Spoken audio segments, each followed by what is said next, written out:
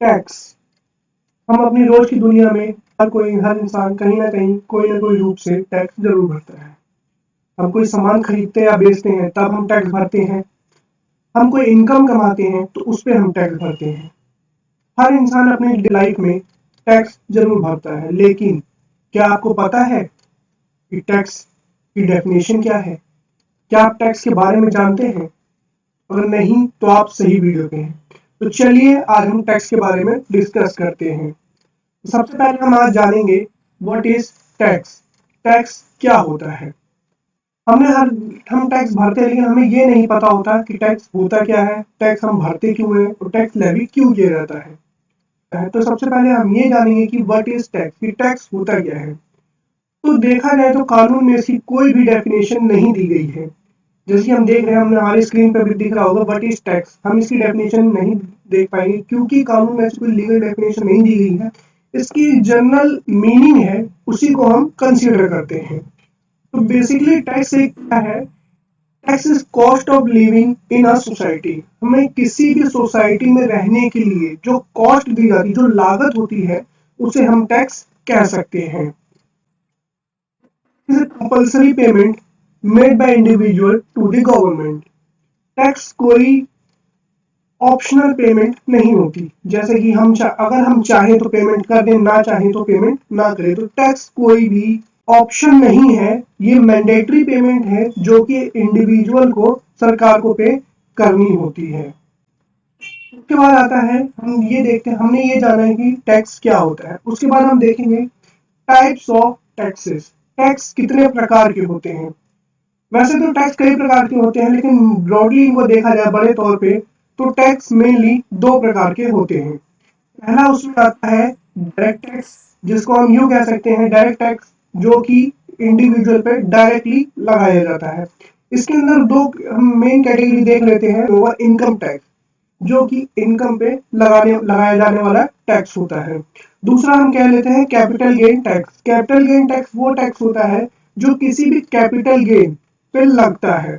और इसमें उसके बाद हम दूसरी पे आते हैं डायरेक्ट टैक्स के बाद, जो कि है इनडायरेक्ट टैक्स, यानी कि जो टैक्स इनडायरेक्टली किसी पे लेवी किया जाता है। जैसे कि जीएसटी आजकल बहुत प्रचलन में है, हर कोई जानना चाहता है जीएसटी क्या होता है। तो जीएसटी एक ऐसा टैक्स है जो इनडायरेक्टली लगता है, किसी भी पर्सन पे ये डायरेक्टली नहीं लगता।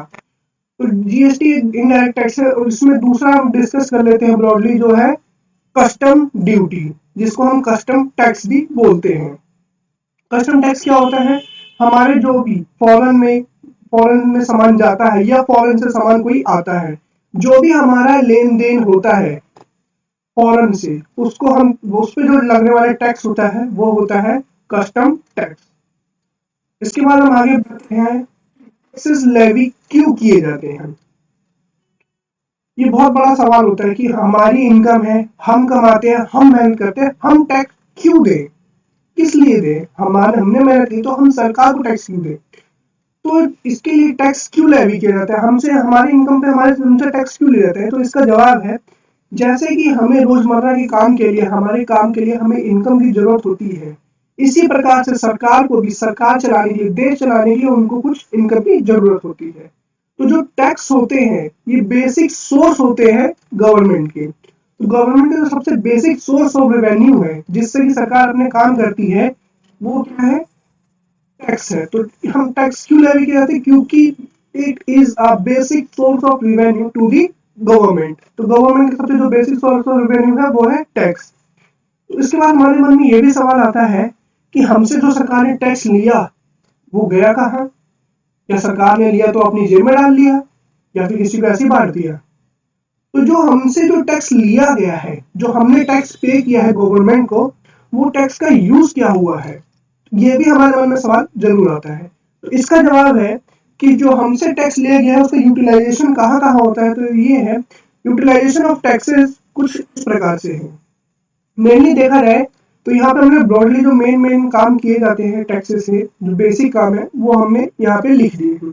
जैसे कि हमारा पहला है डिफेंस पे, यानी कि सुरक्षा बल पे। हमारी जितनी भी बॉर्डर पे आर्मी वगैरह होती है, हमारी नेवी है, एयरफोर्स है, ये पब्लिक डीलिंग के लिए सिविल पुलिस होती है, ये सब हमारी कहाँ आती है?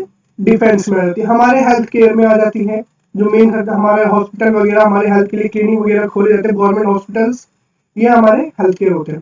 प्रोविजन ऑफ एजुकेशन, एजुकेशन के लिए गवर्नमेंट बहुत प्रकार की स्कीम्स देती है, स्कॉलरशिप प्रोवाइड करती है ताकि स्टूडेंट्स पढ़ सकें, आगे बढ़ सके। Infrastructure facilities like roads, dam, जो हमारी यातायात के लिए रोड्स बनाए जाते हैं, सूखे से निपटने के लिए डैम बनाए जाते हैं, बरसात के पानी को इकट्ठा करके हमें फैसिलिटी देने के लिए डैम्स वगैरह बनाए जाते हैं। यहाँ पे हमारी यूटिलाइजेशन होता है किसका, टैक्स का, जो हमारे द्वारा टैक्स पे किया जाता है। उसके बाद देख लेते हैं हम डिफरेंस क्या होता है। अभी हमने जो डिस्कस किया था ब्रॉडली, दो टाइप के टैक्स हमने डिस्कस किए थे, इसमें पहला था डायरेक्ट टैक्स और दूसरा था इनडायरेक्ट टैक्स। तो डायरेक्ट टैक्स और इनडायरेक्ट टैक्स में जो मेन डिफरेंस समझ लेते हैं कि दोनों में अंतर क्या है, क्यों एक डायरेक्ट टैक्स कहलाता है, क्यों एक इनडायरेक्ट टैक्स कहलाता है। पहला हम समझ लेते हैं डायरेक्ट टैक्स कि डायरेक्ट टैक्स में क्या होता है। इसको डायरेक्ट टैक्स जो है वो प्रोग्रेसिव इन नेचर होता है, कि मतलब कि ये प्रोग्रेस करता है, ये बढ़ता जाता है बढ़ता जाता है बढ़ता जाता है, ये रुकने वाला नहीं है कि मैंने एक बार इतना दिया तो ये फ्लैट रहेगा, नहीं, ये बढ़ता रहेगा टाइम टू टाइम। जैसे कि हम इसको इस ग्राफ से समझ सकते हैं। ग्राफ हम, जैसे आप ये ग्राफ देख रहे हैं, हमने यहाँ पे नीचे की तरफ इनकम ली गई है, यहाँ पे आप देख सकते हैं कि यहाँ पे ये नीचे की इनकम ली गई है, यहाँ पे ये टैक्स कैलकुलेट किया गया है। हमने पहले देखा कि 5 लाख इनकम है, हमारा टैक्स आता है 12,000 है। एग्जाम्पल के लिए एक रफ फिगर बनाई गई है, जैसे कि हम देख सकते हैं इसमें 5 लाख की इनकम पे ऐसे टैक्स और बढ़ गया, 15 लाख की इनकम पे और बढ़ गया टैक्स, और 20 लाख की इनकम पे और बढ़ गया। तो मतलब ये टैक्स हो रही है, जैसे जैसे हमारी इनकम बढ़ेगी वैसे वैसे हमारा टैक्स का जो अमाउंट बढ़ता जाएगा। दूसरा इसके बारे में हम डिस्कस कर लेते हैं, जो कि है हमारा इनडायरेक्ट टैक्स। इनडायरेक्ट टैक्स क्या होता है, इसका जो नेचर होता है इनडायरेक्ट टैक्स का, वो रिग्रेसिव नेचर होता है। रिग्रेसिव मतलब कि ये इनकम के साथ नहीं बढ़ता, अगर ये एक बार इतना है इतना ही रहेगा, चाहे हायर इनकम ग्रुप हो चाहे लोअर इनकम ग्रुप हो, ये जो टैक्स है कांस्टेंट रहता है, ये इनकम के हिसाब से ऊपर नीचे नहीं होता। चलिए इसको हम एक बार चार्ट के एग्जांपल से देख लेते हैं।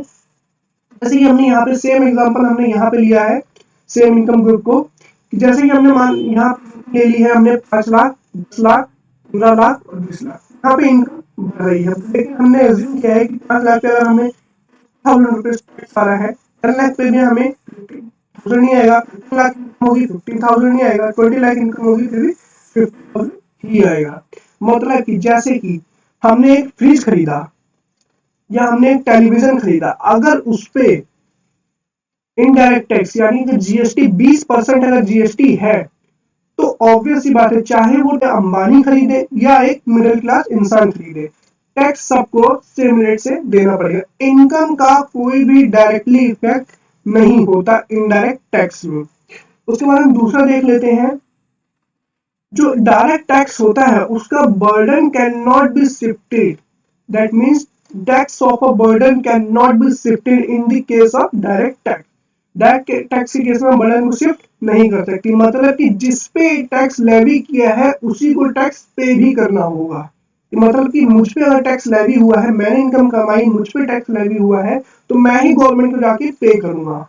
बट जो इनडायरेक्ट टैक्स है उसमें burden can be shifted towards another person. जैसे कि मैं एक सप्लायर हूं और आप एक कंज्यूमर हैं, तो मैंने जो आपको सामान बेचा उस पे जो टैक्स लगेगा वो सरकार को पे मैं करूंगा, लेकिन अल्टीमेटली उसका बर्डन आपसे वसूला जाएगा। यानी कि जो कंज्यूमर है वो अल्टीमेटली उसका बर्डन लेता है, कंज्यूमर पे करता है अल्टीमेटली, बट गवर्नमेंट को जो पे करता है वो होता है सप्लायर।